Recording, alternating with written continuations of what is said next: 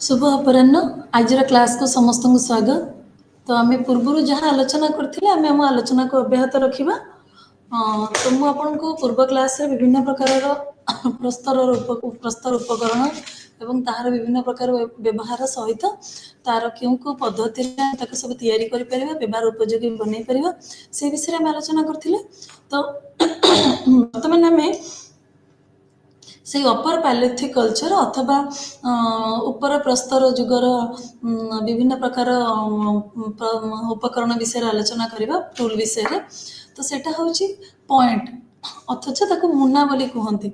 मुना माने सेटा मुख्यतः कौन हुए गोटे तीक्ष्ण जंत्र भाया, ठीक अच्छे तीक्ष्ण जंत्र भाया एवं या तो गोटे लंबा काठरे अथवा एक लंबा हाड़र भागरे जोड़िकी बर्छा भाया व्यवहार करा जाए एवं यही उपकरण टी को फ्लेक रे ही ऊपर फ्लेक भाया अटैच होता है एवं यह मुख्यतः कौन सी निजक प्रोटेक्ट करने कि कौन सी प्रकार हिंस्र जीवजंतु निजक रक्षा करने व्यवहार करा जाए।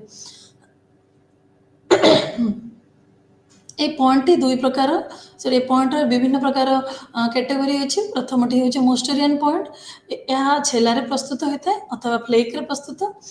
यार अग्रांशटी खूब सावधान तैयारी कराई था कहीं बहुत धारुआ एवं दुईटा जाक धारुआ जिनस मिस दुईटा साइड टा तार धार मिसिकिना गोटे तीक्ष्ण तीक्ष्ण कार्य करुवा मुनटे तैयारी कराए।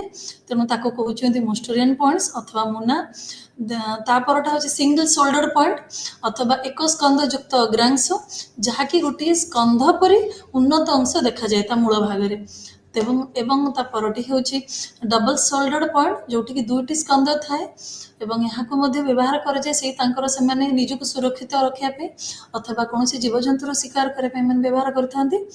देन लोरेल लीफ पॉइंट जोटा कि आकारटी यूरोप रो लोरेल गछर पत्र हिसाब से होता है एवं यहाँ प्रेशर प्लेकिंग प्रेशर चाप सल्कन पद्धति प्रिपेयर करा यार कार्य अंशटी खूब तीक्ष्ण कहीं जेहेतु एटा पॉइंट रो सब विभिन्न प्रकार भाग एवं पॉइंट माने हूँ गोटे दुईटा जिनस जाके गोटे सिंगल जगह मिसबे तो सेटा गोटे पॉइंट भाया देखा एवं काफी तेरछा एमती गोटे काठर कि हाड़र गोटे लंबा हैंडल भाया थी एवं ऊपर छोट गोटे पॉइंट भाया थी।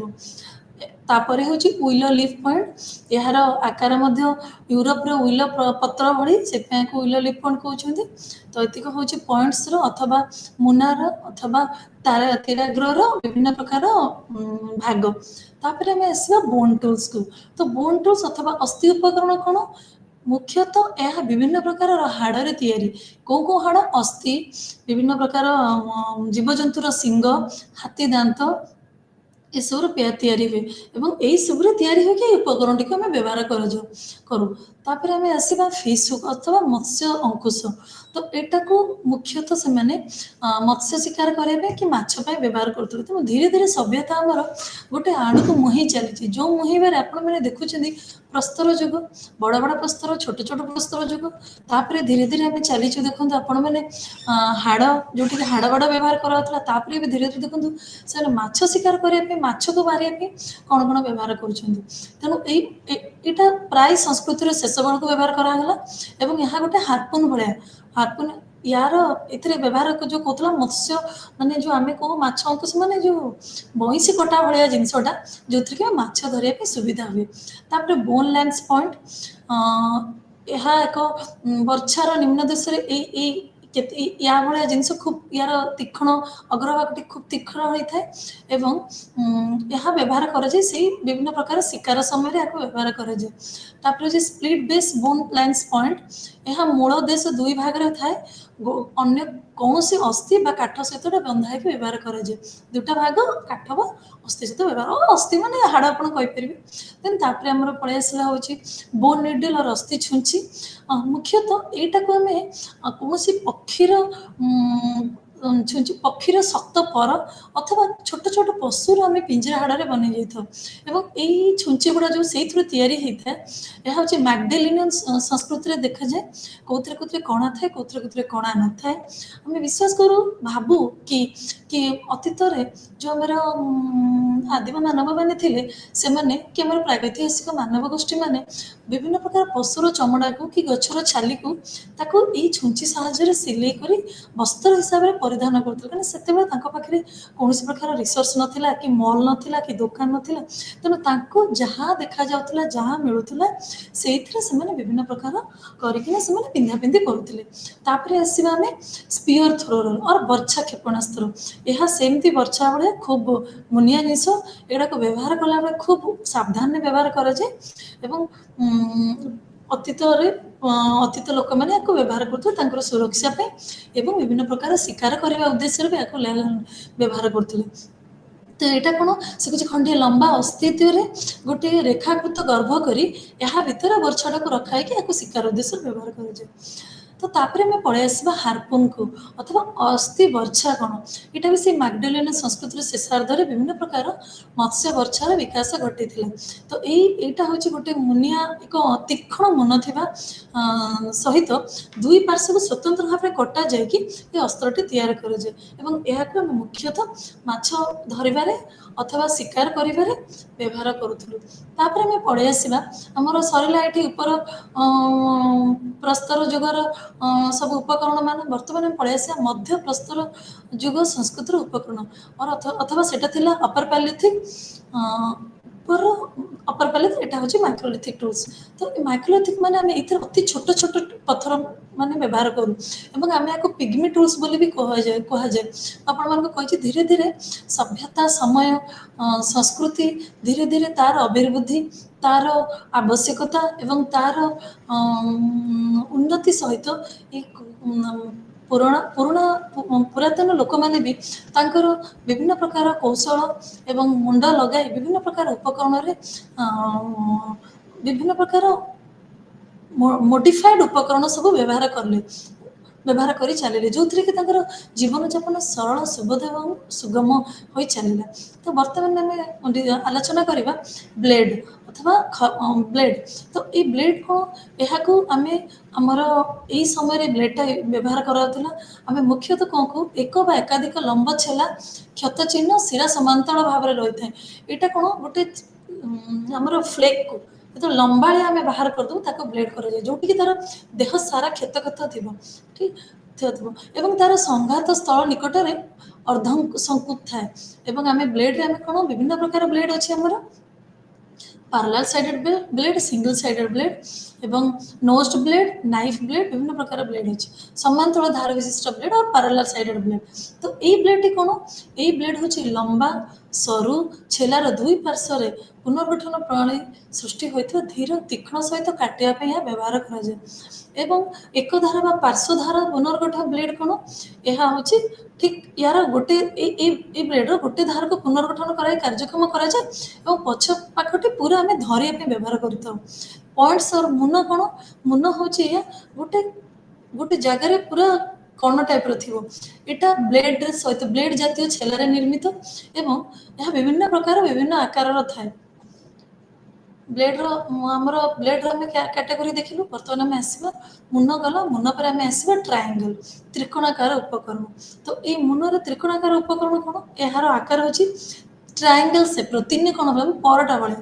ଏହାର ଆକୃତିକୁ ନେଇ ସମବାହୁ ବିଷମ ଏବଂ ବିଷମ ବାହୁ ଗୁଡ଼ିକ ଦୁଇ ଭାଗରେ ଚନ୍ଦ୍ର ଆକୃତିର ବା ଅର୍ଦ୍ଧବୃତ୍ତାକାର।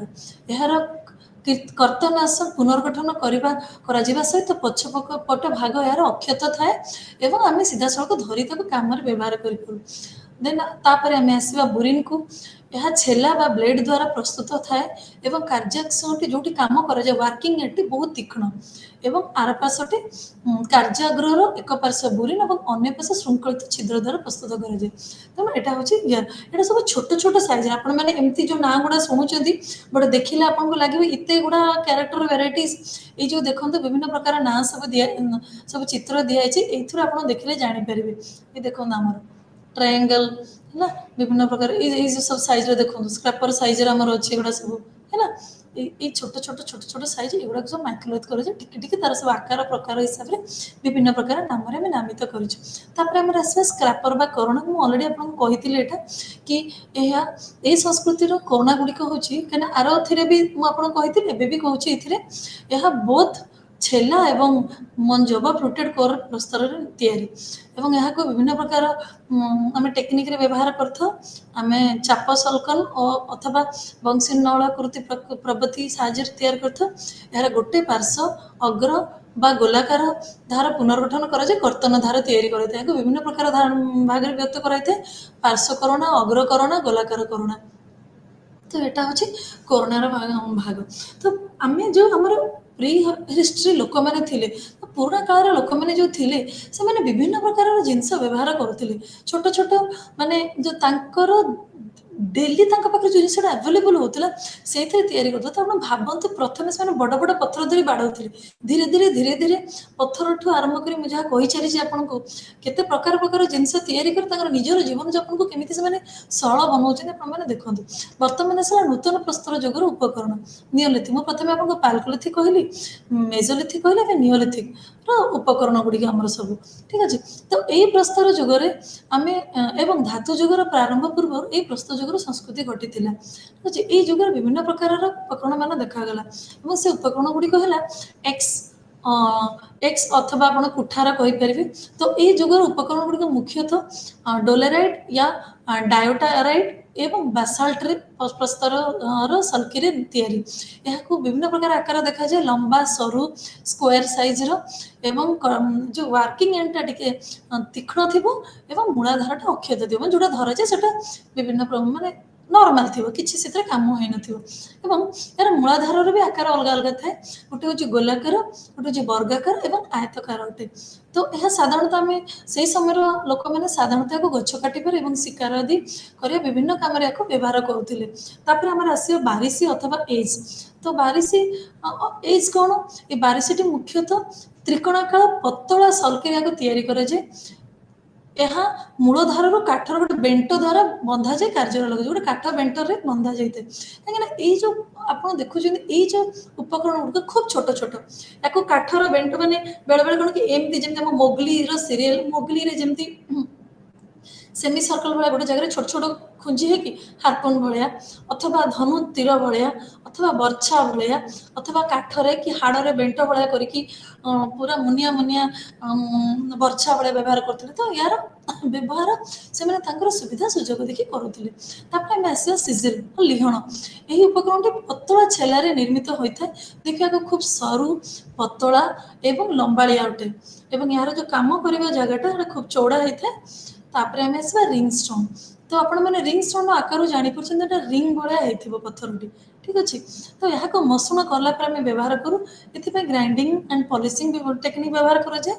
ମୁଖ୍ୟତଃ ଉପକରଣ ଗୁଡ଼ିକୁ ଖାଦ୍ୟଶସ୍ୟ ଚୂର୍ଣ୍ଣ କରିବା ପାଇଁ ଅଥବା ଖାଦ୍ୟଶସ୍ୟ ଚୂର୍ଣ୍ଣ ସହିତ ଓଜନ ଓ ମାପ ପାଇଁ ବି ବ୍ୟବହାର କରାଯାଏ। କିଛି କିଛି ଜିନିଷ କିଣିଲା ବେଳକୁ ବଟକରା ଭଳିଆ କରିକି ବି ମଧ୍ୟ ବ୍ୟବହାର କରାଯାଏ। ତାପରେ ଆମେ ପଢ଼ିବା ହେଉଛି ପିକ୍ ଆକ୍ସ ଅର୍ ଗଇନ୍ତି। ଏହା ଏକ ମଧ୍ୟମ ଧରଣର ଲମ୍ବାଳିଆ ଆକାର। ଏହାର କାମ କରିବା ଅଂଶ ଏବଂ ପଛ ଅଂଶ ପ୍ରାୟ ଏକା ଭଳିଆ ଦେଖାଯାଏ। ଏହାର ମଧ୍ୟଭାଗ ଗୋଟେ ରନ୍ଧ୍ର ଭଳିଆ ଥାଏ। ଏଇ ଆମର ରିଙ୍ଗ ଷ୍ଟୋନ୍ ମଧ୍ୟଭାଗରେ ରନ୍ଧ୍ର ଭଳିଆ ଥାଏ ଏବଂ ଏହାକୁ ସେମାନେ ମାଟି ଖୋଳିବା ପାଇଁ ବ୍ୟବହାର କରନ୍ତି। ଦେଖନ୍ତୁ ଏଇ ଦେଖନ୍ତୁ, ଏଇଟା ହେଉଛି ରିଙ୍ଗ ଷ୍ଟୋନ୍। ତାର ଏଇ ଦେଖ ମଝିରେ କେମିତି ଗୋଲ ଭଳିଆ ଅଛି। ଏଠି ଦେଖନ୍ତୁ, ଏଇଟା ଦେଖନ୍ତୁ ଫ୍ୟାବ୍ରିକେଟର, ଏଇଟା ଦେଖନ୍ତୁ ହେଲା। ଦେନ୍ ତାପରେ ଆମେ ପଳେଇ ଆସିବା ଆରୋହେଡ୍। ଆରୋହେଡ୍ ଅଥବା ତୀରାଗ୍ର। ଆରୋହେଡ୍ ଆମେ କେମିତି କରିବା? ଏହାକୁ ପ୍ରସ୍ତୁତ କରିବା ପାଇଁ ପତଳା ପ୍ରସ୍ତରକୁ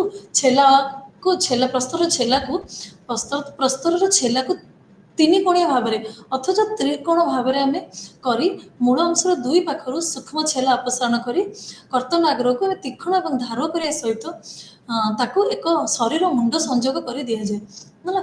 ଶରୀର ମୁଣ୍ଡ ସଂଯୋଗ କରିଦିଆଯାଏ ମାନେ ଫାଷ୍ଟ ପ୍ରଥମ ହେଉଛି ଏଟାକୁ ମୋଟା ଭଳିଆ କରିକି ଗୋଟେ ଶରୀର ମୁଣ୍ଡ ଭଳିଆ କରିକି ତୀକ୍ଷ୍ଣ ଭଳିଆ କରନ୍ତି ଆରୋ ହେଡ୍। ସେଥିପାଇଁ ତାକୁ କହୁଛନ୍ତି ଆରୋ ଭଳିଆ ତାର ହେଡ୍ଟା, ଆମର ଆରୋ ଯେଉଁ ସାଇଜ୍ର ତା ମୁଣ୍ଡଟା ସେଇ ସାଇଜ୍ର।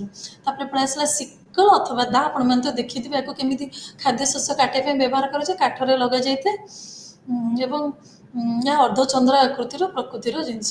ତ ଏଇସବୁ ଜିନିଷରୁ ଆମେ ବର୍ତ୍ତମାନ ଜାଣିଲେ ଆମର ଅତୀତ ଇତିହାସରେ ରହୁଥିବା ଲୋକମାନେ କେଉଁଭଳି ପ୍ରକାରର ତାଙ୍କର ଉପକରଣ ମାନ ଏବଂ ଉପକରଣକୁ ତିଆରି କରିବାର ପଦ୍ଧତି ମାନେ ସବୁ ବ୍ୟବହାର କରୁଥିଲେ। ତ ବର୍ତ୍ତମାନ ମୁଁ ଆପଣଙ୍କୁ ଦୁଇ କଥା କହିଦେବି, ଏଇ ଯେଉଁ ବିଷୟଟି ଆପଣଙ୍କୁ ଆମେ ପଢ଼ାଉଛୁ ପ୍ରାଗୈତିହାସିକ ନୃତତ୍ୱରେ, ଏଇଥିରେ ଆପଣମାନେ ବହୁତ ପ୍ରକାର, ଏଇ ତ କ୍ଲାସ୍ଟା ହେଉଛି, ତା ବାଦେ ଆପଣଙ୍କର ଇଗ୍ନୋର ସାଇଟ୍ରେ ଆପଣ ଇ ଜ୍ଞାନ କୋର୍ସରେ ବହୁତ ପ୍ରକାର ମେଟେରିଆଲ ପାଇପାରିବେ। ତା ବ୍ୟତୀତ ଆପଣ ୟା ପାଇଁ ଡିକେ ଭଟ୍ଟାଚାର୍ଯ୍ୟ ଇଣ୍ଡିଆନ ପ୍ରିହିଷ୍ଟ୍ରିର ବହି, ଭି ରାମି ରେଡ୍ଡି ଇଣ୍ଡିଆନ ପ୍ରିହିଷ୍ଟ୍ରି ବହି ବି ଆପଣ ବ୍ୟବହାର କରିପାରିବେ।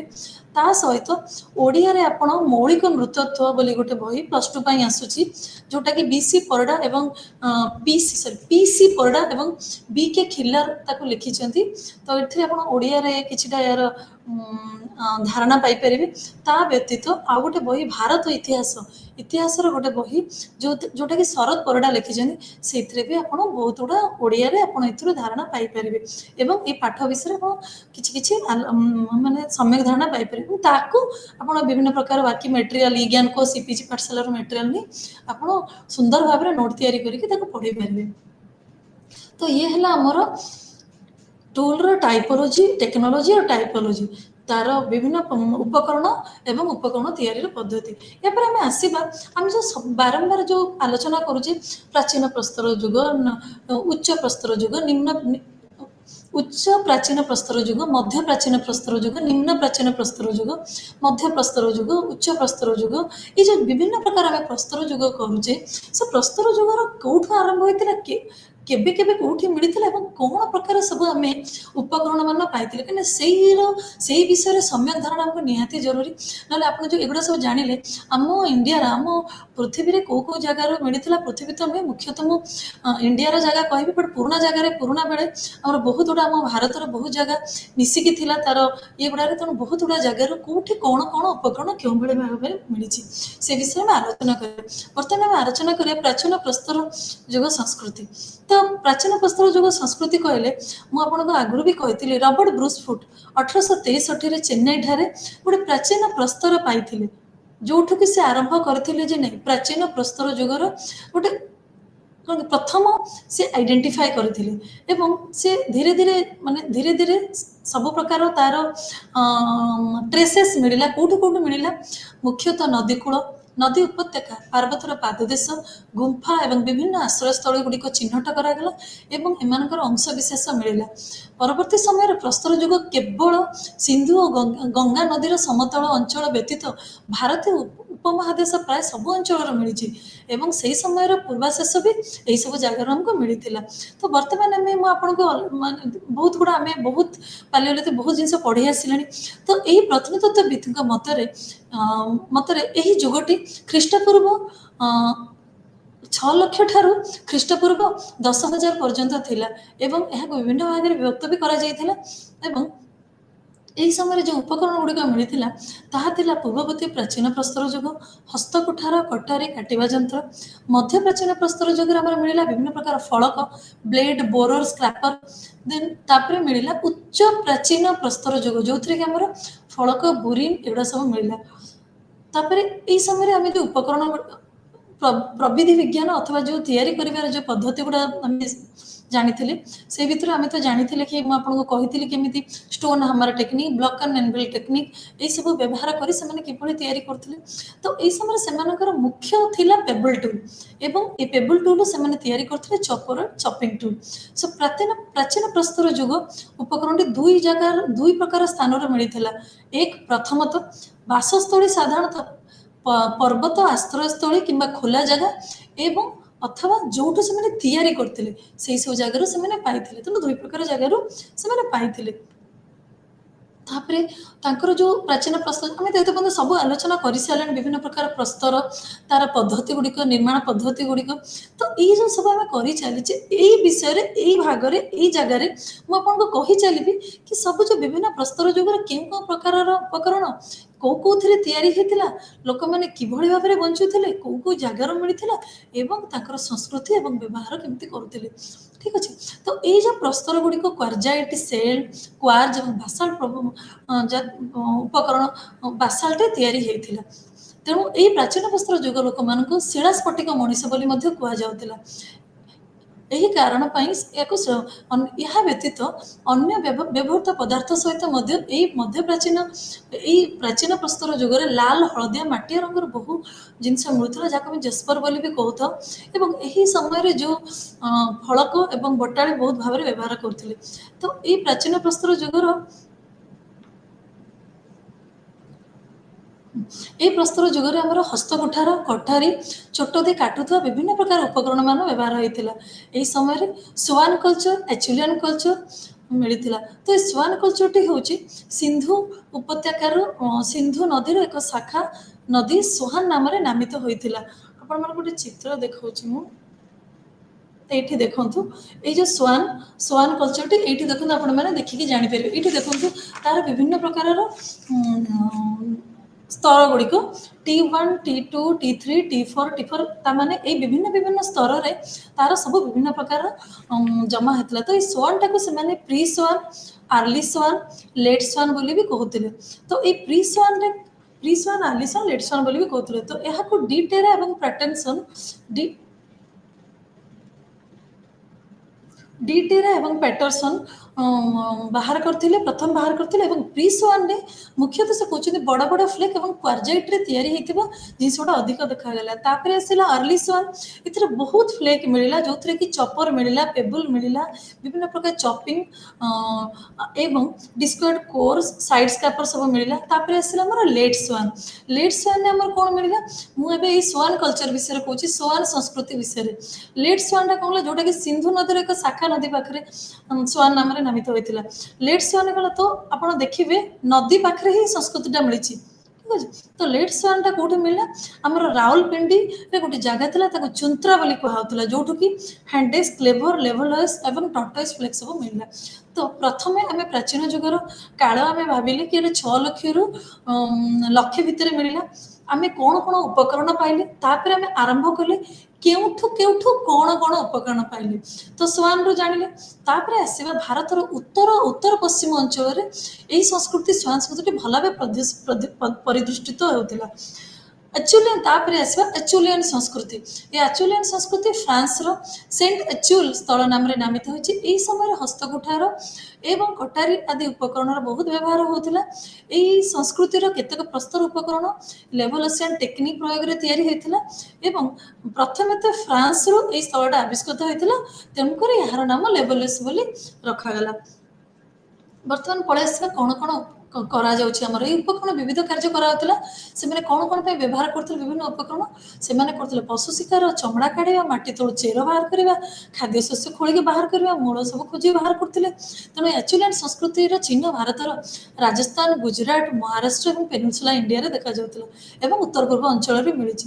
ତ ପୂର୍ବବର୍ତ୍ତୀ ପ୍ରାଚୀନ ପ୍ରସ୍ତର ଯୁଗ ସଂସ୍କୃତିର ମାନବ କୃତି ଗୁଡ଼ିକୁ ଭାରତୀୟ ଉପମହାଦେଶର ବିଭିନ୍ନ ଅଞ୍ଚଳରେ ମିଳିଅଛି। ତେଣୁ এইগুଡ଼ାକୁ ଆମେ ବିଭିନ୍ନ ପ୍ରକାର ଭାଗ କରିଛୁ। ଗୋଟେ ହେଉଛି ପାକିସ୍ତାନର ସ୍ୱାନ ଉପତ୍ୟକା, ଯେଉଁଟା ଆମେ କଥା ହେଲେ, ଉତ୍ତରପ୍ରଦେଶର ବେଲାନ ଉପତ୍ୟକା, ରାଜସ୍ଥାନର ବେରାଚ ଓ ଲୁଣି ଉପତ୍ୟକା, ମଧ୍ୟପ୍ରଦେଶର ନର୍ମଦା ଓ ସୋନ ଉପତ୍ୟକା, କର୍ଣ୍ଣାଟକର ମାଳପ୍ରଭା, ଘାଟପ୍ରଭା ଏବଂ ହଂସଗୀ ବାଇଚବଲ ଉପତ୍ୟକା, ଅବିଭକ୍ତ ଆନ୍ଧ୍ରପ୍ରଦେଶର କୁର୍ନୁଲ, ଚିତ୍ତୋର, ନାଲଗୋଣ୍ଡା ଜିଲ୍ଲା, ତାମିଲନାଡୁର କୋଟଲାରା ନଦୀ ଅବିବାହିକା, ଓଡ଼ିଶାର ବ୍ରାହ୍ମଣୀ, ବୁଢ଼ାବଳଙ୍ଗ ନଦୀ ଉପତ୍ୟକା, ମେଘାଳୟର ଗାର ପର୍ବତ। ତ ଏଇସବୁ ଜାଗାରୁ ଆମେ ଏଇ ପ୍ରାଚୀନ ଯୁଗର ଅବଶେଷ ପାଇଲୁ। ଦେଖନ୍ତୁ, ମୁଁ ଆପଣମାନଙ୍କୁ ଦେଖେଇଲି, ଏଇଟା ହେଉଛି ତାର ବିଭିନ୍ନ ଆମର ଯେଉଁ ପ୍ରାଚୀନ ପ୍ରସ୍ତର ଯୁଗ ସଂସ୍କୃତିର ପ୍ରଥମେ ଉପକରଣ, ତାପରେ ତାର ପ୍ରବିଧି ବିଜ୍ଞାନ ଅଥବା ଟେକ୍ନୋଲୋଜି, ତାପରେ ତାର ଯେଉଁ ଉପକରଣ ଗୁଡ଼ିକ କେଉଁଥିରେ ତିଆରି ଏବଂ ତାର ସଂସ୍କୃତି। এইটা দেখুন চপর, হ্যান্ডেক্স, ক্লেভর, এইসব তলে যে চিত্রটি দিয়াଯାଇଛି, সে চিত্র হচ্ছে সেই সময় যাহা যাহা মিলিଥିଲା। তাপরে আমি কেউ কেউ উপত্যকার এটা পাইলে তা বিষয়ে বর্ণনা କରାଯାଇଛି। ବର୍ତ୍ତମାନ ଆମେ ଆସିବା ପୂର୍ବବର୍ତ୍ତୀ ପ୍ରାଚୀନ ପ୍ରସ୍ତର ଯୁଗର ସ୍ଥଳ କେଉଁଠୁ କେଉଁଠୁ ଆମେ ପାଇଲେ। ରାଜସ୍ଥାନ ପ୍ରାଚୀନ ପ୍ରସ୍ତର ଯୁଗ ସଂସ୍କୃତି କେଉଁଠି ମିଳିଲା? ଆରୱାଲିର ପଶ୍ଚିମ ଏବଂ ପୂର୍ବ, ମରୱାର, ମେୱାର ଅଞ୍ଚଳରେ ମିଳିଛି। ପଶ୍ଚିମ ରାଜସ୍ଥାନରେ ଅବସ୍ଥିତ ଦିଦିୱାନା ଏବଂ ବୁଦ୍ଧ ପୁଷ୍କର ଗୁରୁତ୍ୱପୂର୍ଣ୍ଣ ସ୍ଥାନ ଥିଲା। ମହାରାଷ୍ଟ୍ରର ବେରିକୁ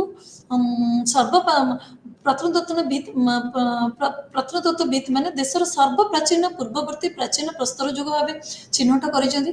ମହାରାଷ୍ଟ୍ରର ବୋରିକୁ गोदावरीर शाखा नदी प्रभारा कूल अवस्थित नेभासा ता यही सब जिनसरू नेभासर विभिन्न प्रकार मिली कोरोना बोरर बहुत जिनस मिली मध्य प्रदेश नर्मदा और सन नदी उपत्यकार मिली भोपाल भीमबेटका आदमगढ़ मिली उत्तर प्रदेश बेलान उपत्यकार मिली तो यही सब प्राचीन प्राचीन उपकरण गुड़िक पाई चली कर्णाटकर मालप्रभा घाटप्रभा एवं हंसगी बाईचबल उपत्यकार प्राचीन प्रस्तर जुगर उपकरण मिली हंसकी नदी कूल अवस्थित हंसकी बहु स्थान में पाइचु हंसकी ठारे मिलता उपकरण गुड़िक हूँ चूना पथर बाली पथर और शिला स्फटिक ताद आंध्र प्रदेश कोरनल चित्तर नालगोंडा जिलार बहु जगार मिली अतिरंपकम तमिलनाडुर चेन्नई मिली बहु उपकरण मुख्यतः शिला स्फटिक निर्मित हस्तकुठार अतिरंपकम मिली चेन्नई निकट में गुड़ियाम गुंफार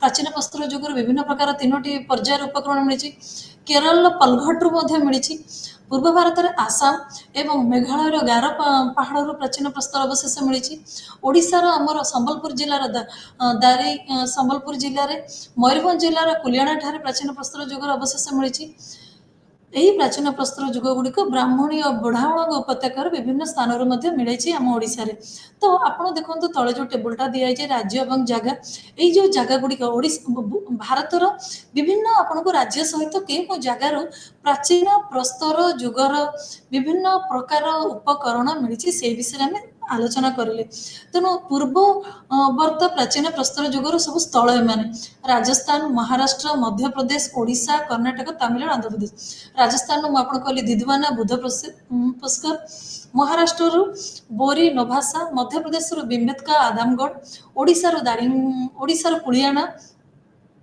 दारीडंगरी ओडिशार दारीडंगरी एंड कुलियाना कर्णाटकर हंसगी कोभाली अनांगवाड़ी तमिलनाडुर अतिरंपकम आंध्र प्रदेश नागार्जुनकोंडा सो यह है आमर पूर्ववर्ती प्राचीन प्रस्तर जुगर स्थल मान एवं विभिन्न प्रकार उपकरण मान तापर आम ए पलैसा मध्यम प्राचीन प्रस्तर जुगर अथवा मिडिल पैलियोलिथिक से लोअर पैलियोलिथिक पड़े एटा मिडिल पैलियोलिथिक जुग तो यह समय आम मुख्यतः कोरोना छिद्र करने जंत्र विभिन्न प्रकार व्यवहार करते जहाँकि आम शिलास्फटिक बालुका प्रस्तर मुगुनी प्रस्तर तैयारी होता तो यही समय आम जो टूल माने ये पत्थर खंड गुड़ा मिलूता फ्लेग टूल इंडस्ट्री बोली कह विभिन्न पर्यवेक्षण जना पड़े जे यही समय लक्षे ख्रीष्टपूर्व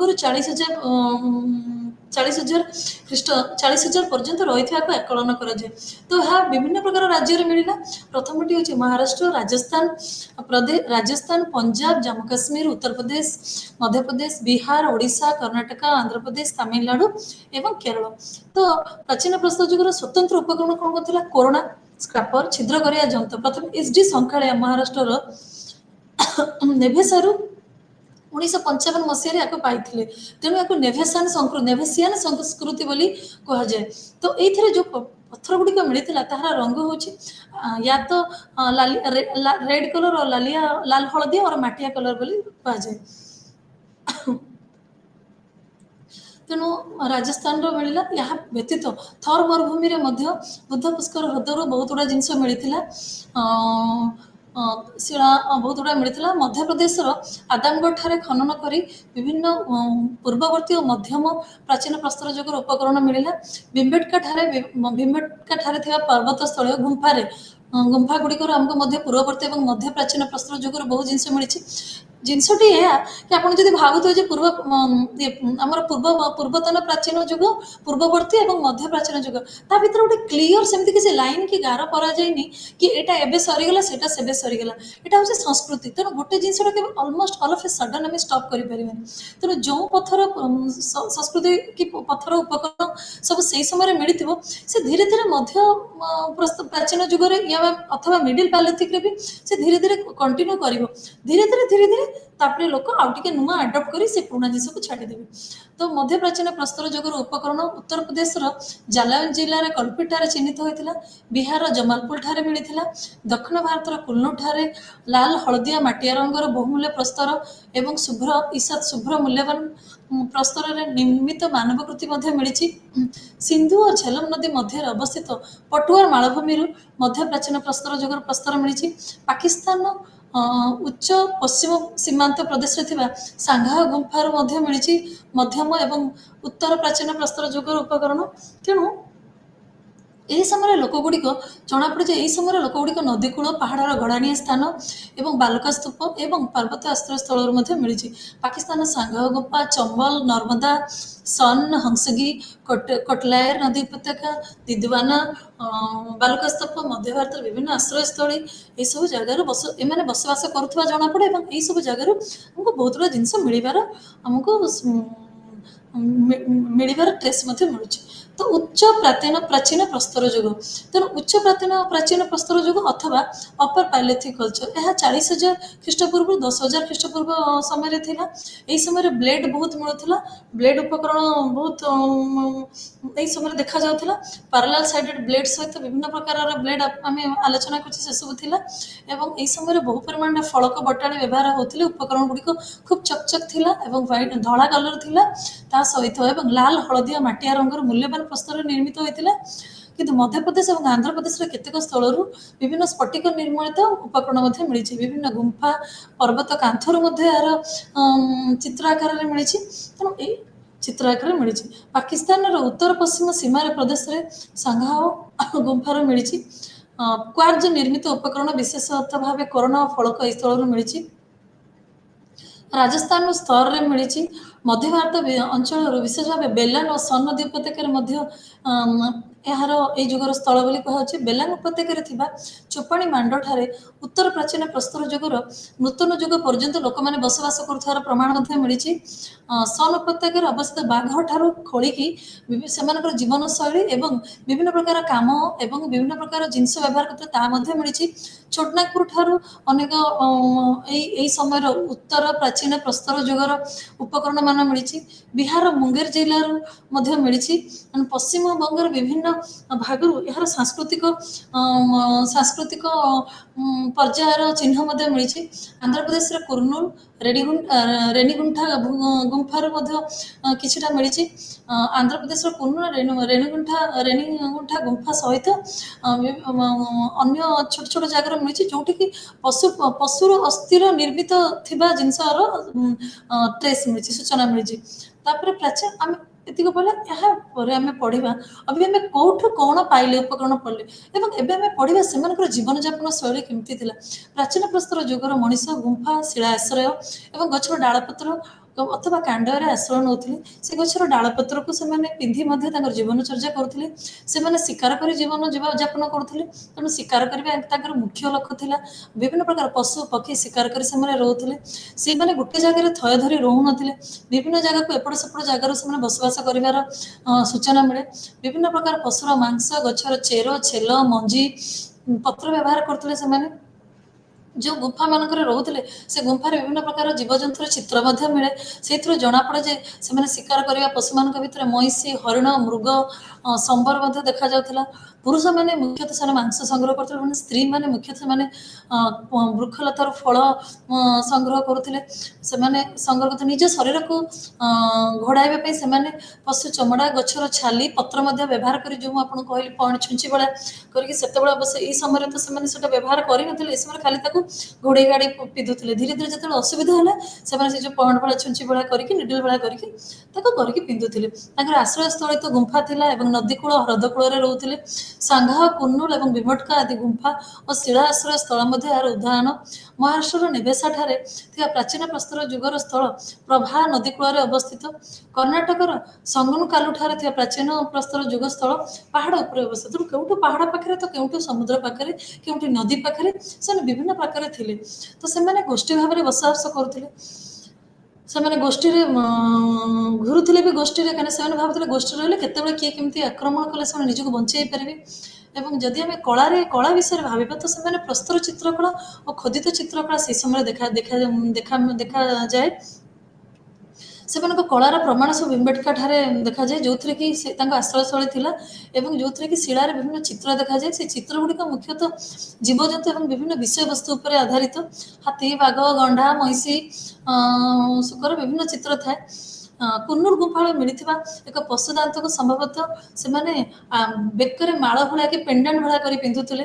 ଅଷ୍ଟ୍ରିଚ୍ ପକ୍ଷୀର ଅଣ୍ଡା ଖୋଳପାରେ ନିର୍ମିତ କର୍ଣ୍ଣି ଏବଂ ଈଶ୍ୱର ଶୁଭ ମୂଲ୍ୟ ପ୍ରସ୍ତରରେ ନିର୍ମିତ ବୃତ୍ତାକାର ପତଳା ଚଟକା ବସ୍ତୁ ଯଥାକ୍ରମେ ପାଟନ ଏବଂ ଭୀମବେଟକା ଠାରେ ମିଳିଛି। ବେଲାନ ଉପତ୍ୟକାର ଲୋହା ନଅଠାରେ ମଧ୍ୟ ଏଇ ଯୁଗର ଗୋଟେ ଅସ୍ଥି ନିର୍ମିତ ଖୋଦିତ ବସ୍ତୁ ପ୍ରତ୍ନତତ୍ତ୍ୱବିତ୍ ମାନେ ମାତୃଦେବୀ ଭାବେ ବିଚାର କରନ୍ତି। ଏଇ ଜାଗାଟାରେ ସେମାନେ ଗୋଟେ ପାଇଲେ ଯାହାକୁ ସେମାନେ ମାତୃଦେବୀ ବୋଲି ବିଚାର କରୁଛନ୍ତି। ତେଣୁ ଏମାନେ ମୁଖ୍ୟତଃ ଶିକାରୀ ଏବଂ ସଂଗ୍ରହକାରୀ ଥିଲେ। ଉପକରଣ ଏମାନଙ୍କ ପାଇଁ ବହୁ ଜରୁରୀ ଥିଲା, ତେଣୁ ଏମାନଙ୍କର ନିର୍ଦ୍ଦିଷ୍ଟ ଆଶ୍ରୟ ସ୍ଥଳ ନଥିଲା। ତେଣୁ ଏଇ ଉପକରଣ ସହିତ ନିଜକୁ ସେଇ ପଶୁପକ୍ଷୀର ଜିନିଷକୁ ନେଇ ସଜଉଥିଲେ, କୋଉଟାକୁ ପେଣ୍ଡେଣ୍ଟ ହିସାବରେ, କୋଉଟାକୁ କାନରେ ହିସାବରେ ବ୍ୟବହାର କରୁଥିଲେ। ତାହା ବ୍ୟତୀତ ସେଇମାନଙ୍କୁ ସେଇ ପଶୁପକ୍ଷୀମାନଙ୍କ ଭିତରୁ ଜଣକୁ ସେମାନେ ପୂଜା କରୁଥିଲେ, ଯୋଉଟାକି ଆମକୁ ସବୁଥିରୁ ଛୋଟ ଛୋଟ ଜାଗାରେ ଆମେ ଏହାର କିଛି କିଛି ଚିହ୍ନ ପାଉଛୁ। ତ ଏହା ଥିଲା ଆମର ପାଲିଓଲିଥିକ କଲଚର ଗଲା। ଅଭି ଆମେ ପଳେଇ ଆସିଥିଲେ मेजोलिथिक कल्चर अथवा मध्य प्रस्तर जुगर।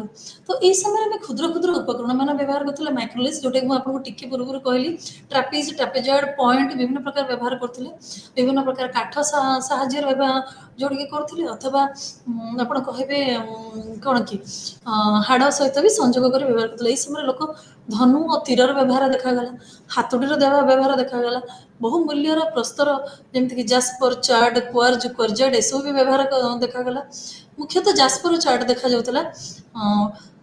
यही समय लोक मैंने निआर व्यवहार कर शिखिले, तेणु धीरे धीरे निआर व्यवहार पर लोक निआ आलोक आलोक प्रदान करने सहित हिंस्र जंतु को दूरे रखिला एवं खाद्य को सुस्वादु करने से शिखिले। तो यही समयटी 10,000 ख्रीष्टपूर्व 6,000 भितर थिबार आकलन करा जाउछि। ई समय जलवायु उष्म एवं शुष्क थिला, सेथिपई तांकर जीवन यापन शैली टिके चेंज भी देखागला। एवं यही समय कौन होता, यही समय विभिन्न प्रकार परिवेश भल हबार उद्भिद विभिन्न प्रकार प्राणी मिले। यार यही समय जो आम प्रस्तर मिलला ताहा गुड़िक सेगुड़ा सब आम बर्छा छुरी दा तेंटा आदि व्यवहार करते, क्रिस्टाल एवं यहाँ अस्थिर निर्मित वस्तु गुड़ाक तीराग्र फड़क छुरी करत छेणी करुणा भाया व्यवहार करते, धनु तीर केप पेंटिंग करुले। तो यही समय लोक मैंने केउठी केउठी रोते, पश्चिम राजस्थान और गुजरात में बहुत भल जगह थिला जोटि से बालुका जगह रोते। राजस्थान बैगर, गुजरात लेगनाज लटेस्टर रतनपुर आदि गुरुत्वपूर्ण स्थल था जोटि एमनकर अस्तित्वर प्रमाण मिले। केन्द्र भारत में विंध्य एवं कैमूर पर्वत श्रेणी में बहु गुंफा और शिला आश्रयस्थल मिली, जो प्रमाण मिली। गांगे उपत्यकार बसबसति विषय प्रमाण मिली। उत्तर प्रदेश अलाहाबाद प्रतापगढ़ मिर्जापुर एवं वाराणसी जिले में प्रमाण मिली। यह व्यतीत गांगे उपत्यका छोटापुर अंचल आसुवा बिहार पश्चिमबंग और ओडिशा ए प्रस्तर चिन्हित होती। बिहार पैसरा और ओडिशार कुचाई अंतर्भुक्त या भितर पश्चिमबंग में बीरभानपुर दामोदर नदी कूल अच्छी, जो कि प्रस्तर जुगर अंशविशेष मिली। यह व्यतीत तमिल रे टेरी भाव में जनाशुना बालुका स्तूप अवस्थित स्थल अंचल मिली। दक्षिण भारत में कर्णाटक सांगलुकुलु, आंध्र प्रदेश नागार्जुनकोंडा एवं रेणीगुंठा ठारे क्षुद्र प्रस्तर उपकरण आविष्कार मिली। तेणु देशर यही सब अंचल बालुका स्तूप, पार्वती आश्रयस्थल, पहाड़ शीर्षक, नदी उपत्यका, ह्रदकूल से सब मिली। तो यह सब जुगर स्थल हूँ राजस्थान बैगर, गुजरात लंगनाज, उत्तर प्रदेश चोपाणी मांड, सराई नहरराई, महादहा एवं दमदमा, मध्यप्रदेश आदमगढ़ इत्यादि खोलिकी आम बहु प्रकार यही समय लोकंर जीवन शैली, विभिन्न प्रकार उपकरण, तांकर विभिन्न प्रकार अस्तित्व विषय में धारणा करूँ। तो मध्य प्रस्तर जुगर स्थल जोटा कि आम आलोचना करूँ। बागर देश एक जनाशुना प्रस्तर, यह राजस्थान कोठरी नदी बामकूल स्थानीय अंचल महासती नाम जना। तेणु यही जगह आमको जो छोट छोट क्षुद्र उपकरण गुड़िक मिलला मुख्यतः बालुका प्रस्तर और चकचक प्रस्तर निर्मित थिला। अधिकांश क्षुद्र उपकरण गुड़िक ज्यामिति आकार थिला, संभवतः से शिकार करने व्यवहार करते, पूरा साइज जियोमेट्रिक साइज रे थिला। एवं ये क्षुद्र उपकरण सहित प्रस्तर उपकरण सहित अन्य प्रस्तर उपकरण जता प्रस्तर हाथुड़ भी मिली। प्रस्तर मनीष शिकारी संग्रहकारी जीवनी सहित पशुपालन करुथिबार जना पड़े। तेणु गृहपालित पशु मेंढा छेली एसबू गाई गोरु अस्थि मिली। कहीं धीरे धीरे से हंटिंग अथवा शिकार मनोवृत्ति धीरे धीरे जीवन शैली को विभिन्न सरल करी गोटे जगह से रही भावुले।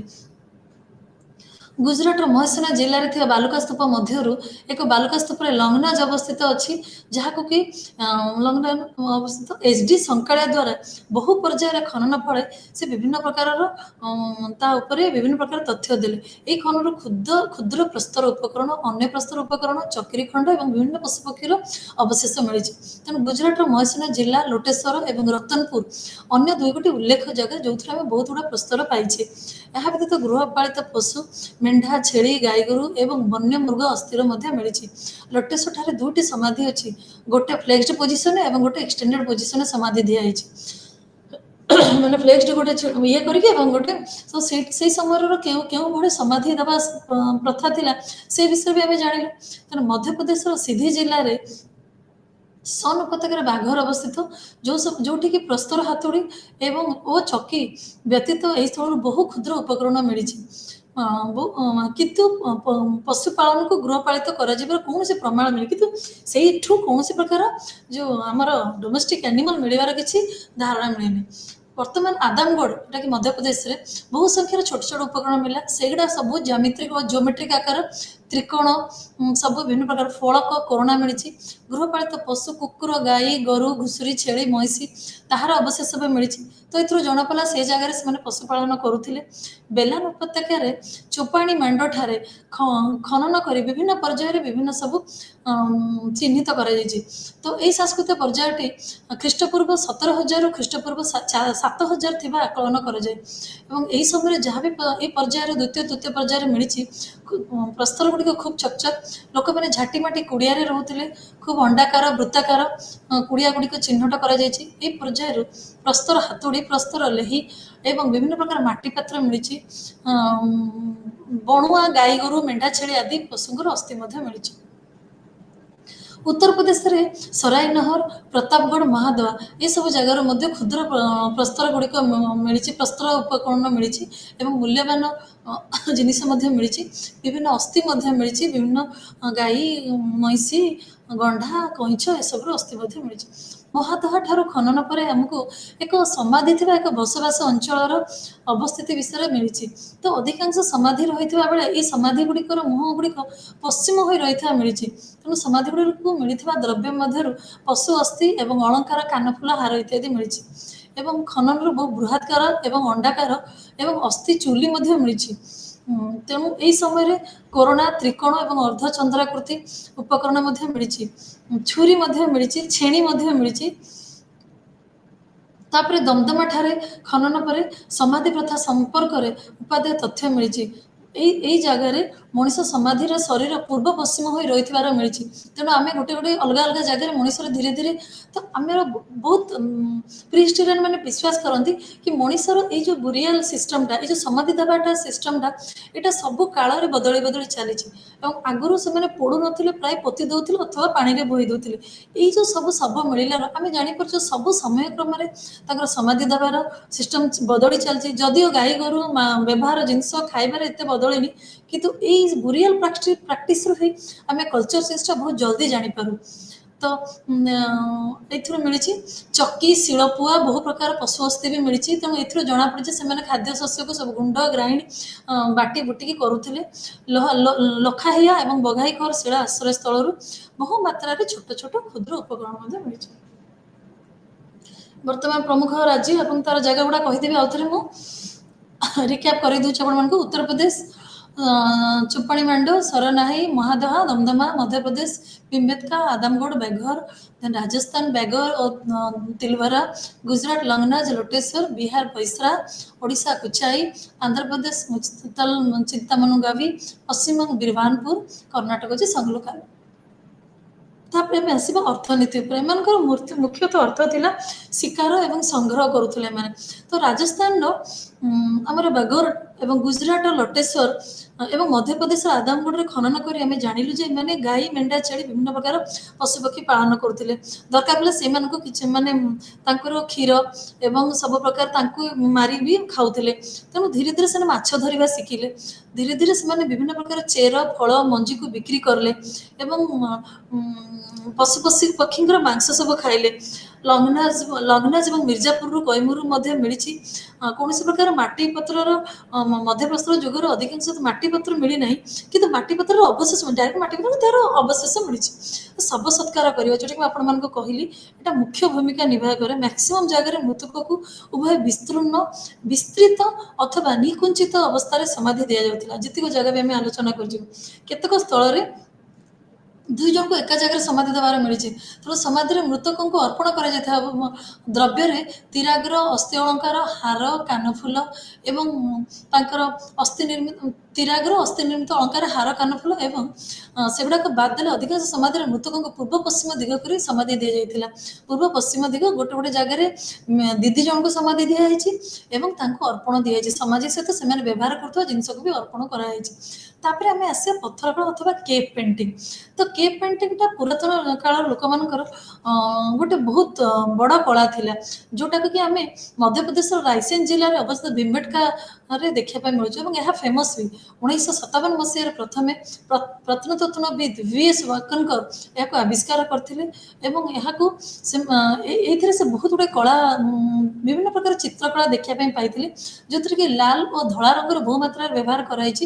ଏହି ଚିତ୍ରକଳାରେ ମୁଖ୍ୟତଃ ବନ୍ୟ ପଶୁ ଏବଂ ଶିକାର କରିବାର ଚିତ୍ର ଅଛି। ଆଦାମଗଡ଼ରେ ଥିବା ଶିଳାଶ୍ରୟରେ ଗଣ୍ଡା ଶିକାରର ଦୃଶ୍ୟରୁ ଲୋକମାନେ ଗୋଷ୍ଠୀଗତ ଭାବରେ ବଡ଼ ପଶୁକୁ ଶିକାର କରୁଥିବା ଜଣାପଡ଼େ। ଚିତ୍ରକଳାରେ ମାନେ ଉଦ୍ଭିଦର ଖାଦ୍ୟଶସ୍ୟ ଗ୍ରହଣ କରିବା ଜଣାପଡ଼େ। ଚକ୍ରୀ ଖାଦ୍ୟ ଚୁନା କରିବା ଜଣାପଡ଼େ, ଯେଉଁଥିରୁ କି ଆମେ ତାଙ୍କର ଗୋଟେ କାମର ବିଭାଜନ ଅଛି ବୋଲି ବି ଜାଣିପାରୁ। ପୁରୁଷମାନେ ଗଛର ପତ୍ର, ଛେଲି କିମ୍ବା ପଶୁର ଚମଡ଼ାରେ ତିଆରି ବସ୍ତ୍ରକୁ ଘୋଡ଼େଇବାରେ ଅଣ୍ଟାରେ ଜଣାପଡ଼େ। ଶିକାରୀମାନଙ୍କ ସାଙ୍ଗରେ ବେଳେବେଳେ କୁକୁର ମଧ୍ୟ ଦେଖାଯିବାର ଜଣାପଡ଼ିଛି।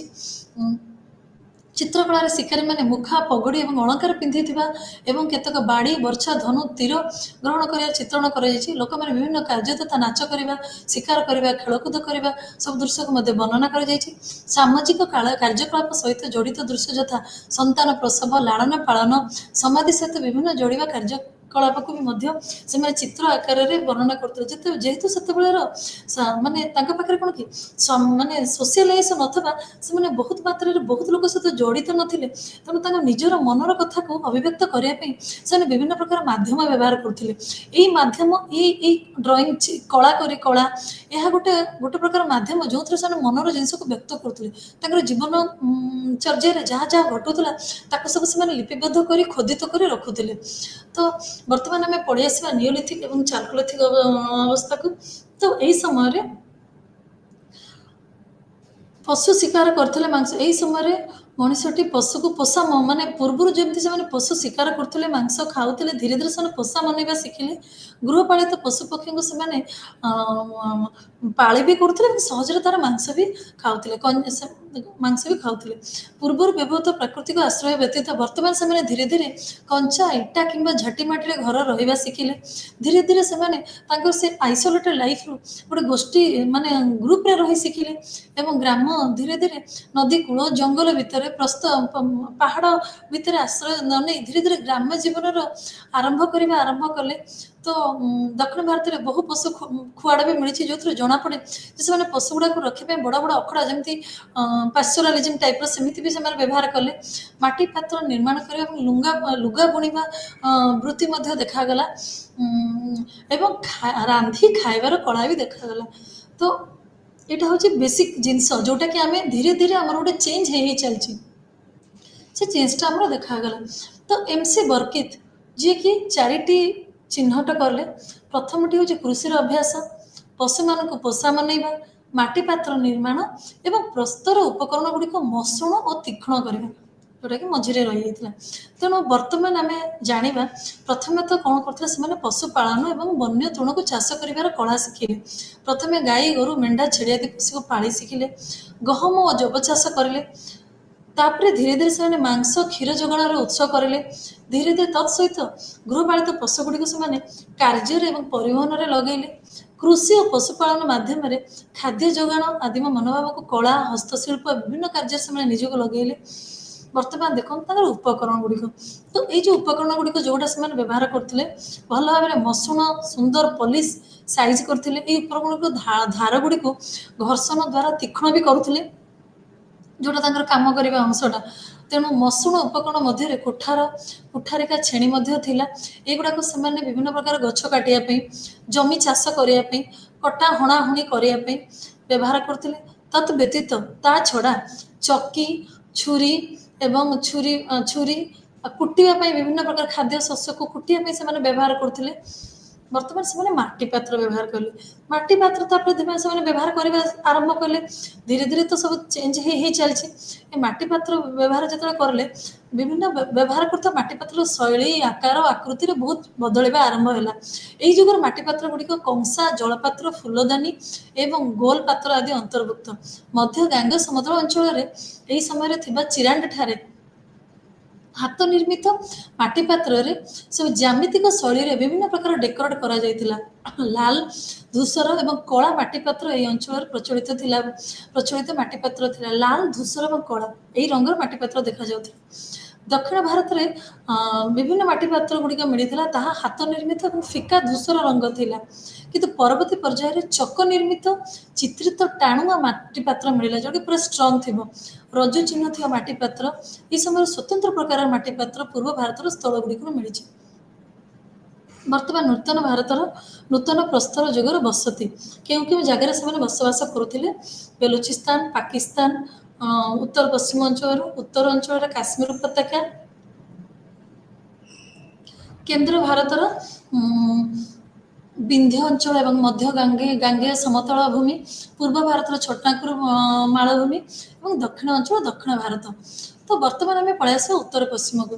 ତ ଏହି ସମୟର ଚିହ୍ନ ବେଲୁଚିସ୍ତାନ ଅଞ୍ଚଳ ଏବଂ ପାକିସ୍ତାନର ଉତ୍ତର ପଶ୍ଚିମ ସୀମାନ୍ତର ପ୍ରଦେଶରେ NWFP ମିଳିଲା।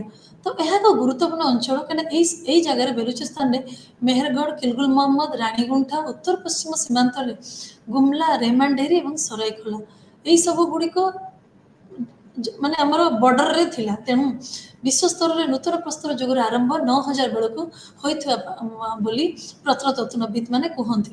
ତ ବର୍ତ୍ତମାନ ବେଲୁଚିସ୍ତାନ ମେହେରଗଡ଼କୁ ଆମେ ପ୍ରାଚୀନତମ ନୂତନ ପ୍ରସ୍ତର ଯୁଗ ବସତି ସ୍ଥଳ ଭାବେ ବିଚାର କରାଯାଏ। ଏହି ସମୟରେ ଖ୍ରୀଷ୍ଟପୂର୍ବ 7000 ଥିବା ବୋଲି ନିର୍ଣ୍ଣୟ କରାଯାଇଛି। ସିନ୍ଧୁ ନଦୀର ଏକ ଶାଖା ବେଲାନୀ ନଦୀ କୂଳରେ ଅବସ୍ଥିତ, ସେଥିପାଇଁ ଏହାର ନାମ ହେଇଛି। ଏବଂ ଏଥିରୁ 8ଟି ସାଂସ୍କୃତିକ ଅନୁଗମ ମଧ୍ୟରୁ ପ୍ରଥମ ଦ୍ୱିତୀୟ ପର୍ଯ୍ୟାୟକୁ ନୂତନ ପ୍ରସ୍ତର ଯୁଗ ବୋଲି ବିଚାର କରାଯାଏ। 8ଟା ଫେଜ୍ରେ ଡିସ୍କଭରି କରାଯାଇଛି ଏବଂ ସେଇଥିରୁ 2ଟା ଫେଜ୍କୁ ଏମାନେ ଭାବୁଛନ୍ତି। ତ ଖନନରୁ ମିଳିଛି ହେଉଛି କ୍ଷୁଦ୍ର ପ୍ରସ୍ତର ଉପକରଣ, ନୂତନ ପ୍ରସ୍ତର ଯୁଗ ହସ୍ତକୁଠାର ଏବଂ ଅସ୍ଥି ଉପକରଣରୁ ପ୍ରଥମ ପର୍ଯ୍ୟାୟ ଚିହ୍ନିତ ହୋଇଛି, କିନ୍ତୁ ଏଇଥିରେ ମାଟିର ପାତ୍ର କିଛି ମିଳିନି। ଦ୍ୱିତୀୟ ପର୍ଯ୍ୟାୟରେ କ'ଣ ମିଳିଛି? ଉଭୟ ହାତ ଓ ଚକ ନିର୍ମିତ ମାଟି ପାତ୍ର ପ୍ରମାଣ ମିଳିଛି। ପଶୁ ଓ ଉଦ୍ଭିଦର ଅବଶେଷ ପଶୁପାଳନ ଏବଂ କୃଷି ପ୍ରମାଣ ଦେଉଛି। ଗୃହପାଳିତ ପଶୁମାନଙ୍କ ମଧ୍ୟରେ ମେଣ୍ଢା, ଗାଈ, ଗୋରୁ, ଛେଳି ମିଳିଛି।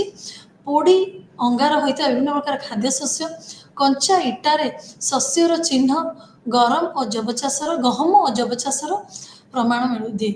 ସେ କହୁଛି ପୋଡ଼ି ମାନେ ଗୋଟେ କ'ଣ କି ପୋଡ଼ା ହେଇଛି ଖାଦ୍ୟଶସ୍ୟ ଗୁଡ଼ାକ ଏବଂ ଇଟାରେ ବହୁତ ଚିହ୍ନ ସବୁ ଲଗା ହେଇଛି, ତ ସେଥିରୁ ପ୍ରମାଣ ହେଉଛି।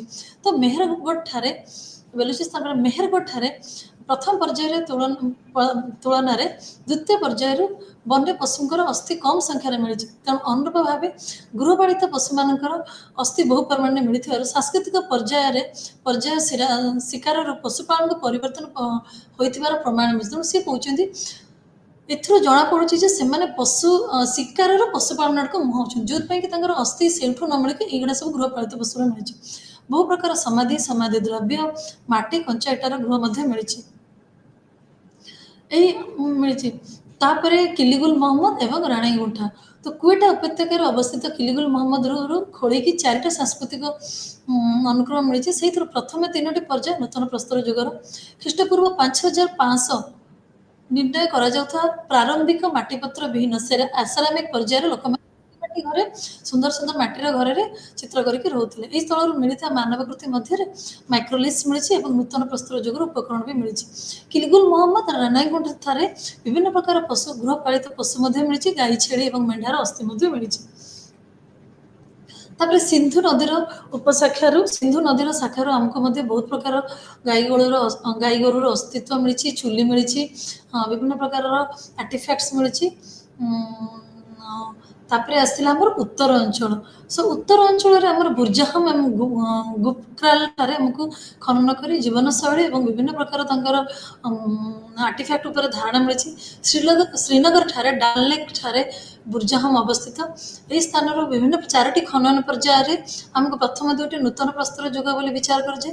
ବୁର୍ଜାହମ ଠାରେ ନୂତନ ପ୍ରସ୍ତର ଯୁଗ ବସତିର ପ୍ରାଚୀନ ଖ୍ରୀଷ୍ଟପୂର୍ବ 3000 ତଳେ ବୋଲି ସେମାନେ ଭାବିଛନ୍ତି। ଏହି ପର୍ଯ୍ୟାୟରେ ଚାରିତ୍ରିକ ବୈଶିଷ୍ଟ୍ୟ ଥିଲା ପିଟ୍ ଡୋଲିଂ ଅଥବା ଗର୍ଭ ବାସଗୃହ। ସେଗୁଡ଼ିକ ସମ୍ଭବତଃ ଥଣ୍ଡା ପାଗରେ ବାସଗୃହ ଭାବରେ ବ୍ୟବହାର କରାଯାଉଥିଲା, କିନ୍ତୁ ବହୁତ ଗରମ ହେଉଥିଲା ବୋଲି ଯେଉଁ ତଳ ମାନେ ବହୁତ ଗରମ ହେବ ବୋଲି ତଳେ ଯେଉଁ ଗର୍ଭ ମାଟି ତଳେ ଯେଉଁ ଗୃହ ଗୁଡ଼ା ତାକୁ ସେମାନେ ବ୍ୟବହାର କରୁଥିଲେ। ଏହା ଭିତରକୁ ଯିବା ପାଇଁ ଏବଂ ବାହାରିବା ପାଇଁ ଗର୍ଭ କାନ୍ଥରେ ପାହାଚ ମଧ୍ୟ ଚିହ୍ନା ଥିଲା ଏବଂ ଏ ଗର୍ଭ କାନ୍ଥରେ ବିଭିନ୍ନ ଅଙ୍ଗାର, ପାଉଁଶ, ଚୁଲି ଏବଂ ପ୍ରସ୍ତର ଉପକରଣ ଅବଶେଷରୁ ଏହା ଜଣାଯାଉଛି ଯେ ମଣିଷ ବାସଗୃହ ଭାବେ ଏହାକୁ ବ୍ୟବହାର କରୁଥିଲା। କିନ୍ତୁ ଗର୍ଭ ବାହାରେ ଏବଂ ଏହାର ମୁହଁ ନିକଟରେ ଚୁଲି ମିଳିଥିବାରୁ ଗ୍ରୀଷ୍ମ ଋତୁରେ ଲୋକମାନେ ଗର୍ତ୍ତ ବାହାରେ ବାସ କରୁଥିବାର ଜଣାପଡ଼ୁଥିଲା। ତେଣୁ ଗରମ ଦିନରେ ଗ୍ରୀଷ୍ମ ଋତୁ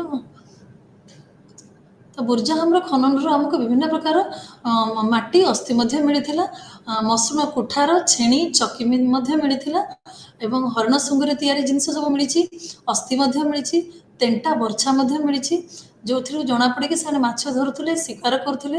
ବୁର୍ଜାହମର ପରବର୍ତ୍ତୀ ନୂତନ ପ୍ରସ୍ତର ଯୁଗ ପର୍ଯ୍ୟାୟରୁ ଆମକୁ ଲୋକମାନେ ଗର୍ତ୍ତରେ ବାସ ନ କରି ମାଟି କଞ୍ଚାଇଟ୍ରେ ନିର୍ମିତ ଘରେ ରହିଲେ।